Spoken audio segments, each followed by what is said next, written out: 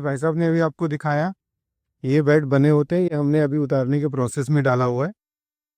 इधर को आप दिखाएंगे सर, ये एग्जिस्टिंग बेड है जिसके अंदर गोबर डला हुआ है, केचुआ डला हुआ है, पराली से इसको हमने ढका हुआ है और इसके अंदर जो वर्मी कंपोस्टिंग का प्रोसेस है वो चालू है।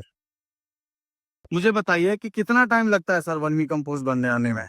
वर्मी कंपोस्ट बनने में साहब कोई फिक्स टाइम नहीं है, ये मौसम पे डिपेंडेंट है। जैसे सर्दी का मौसम होता है तो साइकिल थोड़ा डिले हो जाता है, गर्मी का मौसम होता है तो साइकिल थोड़ा फास्ट हो जाता है। लेकिन आप मान के चलिए कि on an average 70 days to 90-95 days, सर्दियों में तो कई बार 100 दिन तक भी लग जाता है, क्योंकि धूप होती नहीं है जी। और मौसम थोड़ा कोल्ड रहता है, मिस्टी रहता है, तो प्रोसेसिंग जो है वो थोड़ी स्लो हो जाती है। तो सर और एक मेरा सवाल है, जैसे कि बहुत सारे लोग अपने अपने आप को मतलब अच्छा बताने के लिए बोलते हैं कि भाई 30 दिन में वर्मी कंपोस्ट बन जाता है, ये ट्रू है सर? ये 30 दिन में वर्मी कंपोस्ट? 30 दिन में तो वर्मी कंपोस्ट नहीं बन सकता किसी भी हालत में, क्योंकि जो हम गोबर लेके आते हैं वो 20-25 दिन महीने पुराना होता है और उसको डिकम्पोस्ट होने के लिए कम से कम 60 दिन तो चाहिए होता है। हम कितना नंबर भी केचुए का डिप्लॉय कर दें, वो 60 दिन से पहले बनने वाला नहीं है।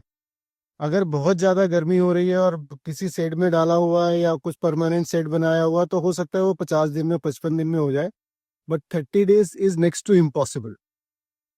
वर्मी कंपोस्टिंग का कोई भी प्रोसेस, कोई भी मेथड डिकम्पोजिशन को 30 days पे नहीं ला सकता। Okay okay sir, thank you so much sir information देने के लिए। और अगर कोई किसी को लेना चाहे यहाँ पर आके वर्मी कंपोस्ट, तो कैसे मतलब आ सकता है?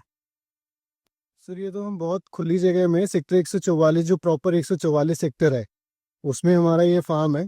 कोई भी नोएडा आता है तो हमारा जो गूगल पेज है उसकी लोकेशन लेके या आप हमें कॉल करके लोकेशन लेके आ सकते हैं और वर्मी कंपोस्ट ले जा सकते हैं। वर्मी कंपोस्ट की क्वालिटी की पूरी गारंटी है। टेस्ट रिपोर्ट हम आपको साथ में प्रोवाइड करेंगे।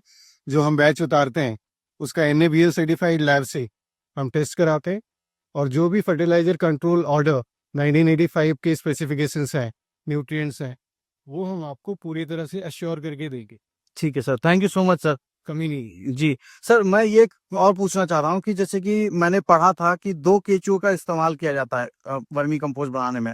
आप किस तरह का केचुआ का इस्तेमाल करते हो? नहीं, जो वर्मी कंपोस्टिंग इंडिया में होती है, स्पेसिफिकली नॉर्थ इंडिया में, वो तो आइसिनिया फेटिडा की प्रोसेस में ही होती है। इसमें आइसिनिया फेटिडा ही यूज होता है, क्योंकि यही एक केचुआ है जो नॉर्थ इंडिया की गर्मी और सर्दी दोनों बर्दाश्त कर पाता है। Okay sir, okay. क्योंकि आपको मालूम